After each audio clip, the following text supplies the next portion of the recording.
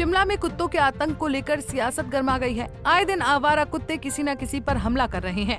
ताजा मामला पिछले कल का यानी बुधवार का है, जब स्कूल जा रहे 3 मासूमों को कुत्तों ने काट लिया और बुरी तरह जख्मी कर दिया।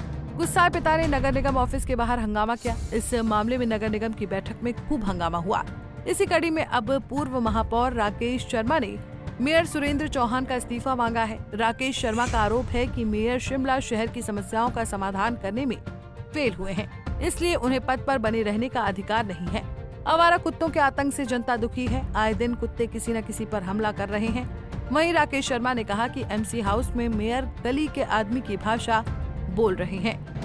जैसा कि आपने कहा कि कुत्तों का आतंक, बिल्कुल बात आपकी सही है। लगभग 1-1.5 साल से बीपीएचओ की पोस्ट एमसी शिमला में जो एकमात्र डॉक्टर होता था वो खाली पड़ा है। तो कुत्तों के बारे में या उनकी वैक्सीनेशन के बारे में कौन जानकारी लेगा और कौन उनके से शहर की जनता को जो है निजात दिलाएगा, ये एक बहुत बड़ा प्रश्न है। आए दिन जो है रोज़ घटनाएं घट रही हैं। शहर के किसी न किसी हिस्से में रोज़ जो है कुत्तों के द्वारा बच्चों को काटा जाता, बुजुर्गों को काटा जाता है। और पिछले कल जो 30/4 को जो नगर निगम शिमला का हाउस हुआ, उसमें मेयर का व्यवहार एक गली के इंसान की तरह था। जिस तरह से गली में जो है लोग लड़ते हैं, उस तरह से मेयर साहब अपने और चुने हुए नुमाइंदों के साथ लड़ रहे थे।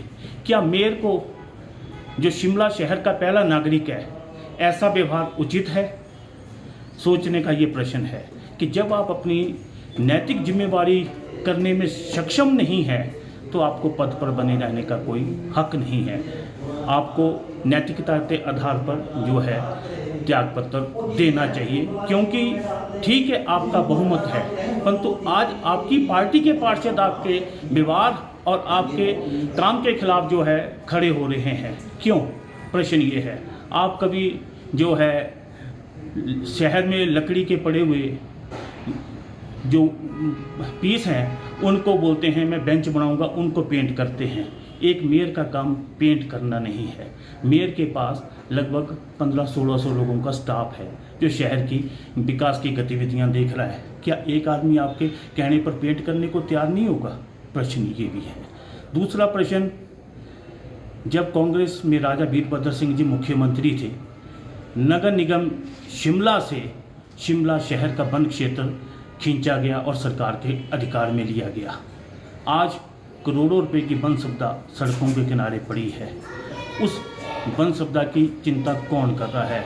आपने तो उसके 2-2 फुट के पीस करके उस वन संपदा को जीरो करने का प्रयास किया है। क्योंकि अगर आप मार्केट में एक 3-4 की कड़ी भी लेने जाते हैं तो उसकी कीमत 3 से 4 हज़ार रुपये है। तो आपने तो उस लकड़ी को वेस्ट किया। मैं तो आपसे जो करबद्ध प्रार्थना करता हूँ कि शहर की जगह जगह पे जो इमारती लकड़ी पड़ी है उसको अगर वन निगम नहीं उठाता है तो एमसी उसको उठाए और उस लकड़ी को अपने स्तर पर बेचकर अपने लिए एक रेवेन्यू पैदा करे। क्योंकि पिछली 2 साल की बरसात में लगभग 700 से 800 पेड़ शिमला शहर में गिरे हैं। आपको माननीय मुख्यमंत्री से शिमला शहर का वन क्षेत्र वापस लेने का प्रयास करना चाहिए। इसके लिए अगर आपको हमारा सहयोग भी चाहिए होगा तो हम आपको हर वक्त तो सहयोग देने को तैयार हैं, परंतु सहयोग तब मिलेगा जब आप प्यार के साथ सबको साथ लेकर चलने का प्रयास करेंगे। अगर जिस तरह का व्यवहार आपका 30/4 को हाउस में रहा है और ऐसा व्यवहार अगर आप सबके साथ द्वारा करने का प्रयास करेंगे तो शायद आपको सहयोग नहीं मिलेगा।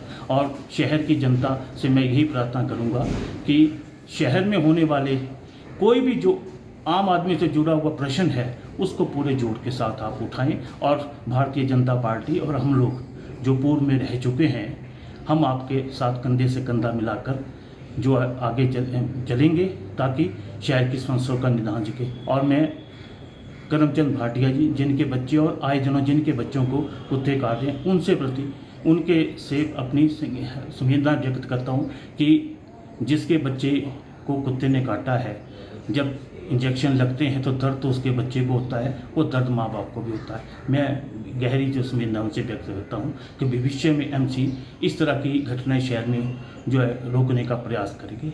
आपका और आपके चैनल का बहुत बहुत धन्यवाद। पंजाब केसरी टीवी के लिए शिमला से योगराज शर्मा की रिपोर्ट। हमसे जुड़े रहने के लिए हमारे YouTube चैनल को सब्सक्राइब करें और नई वीडियो की नोटिफिकेशन के लिए बेल आइकॉन को दबाएं।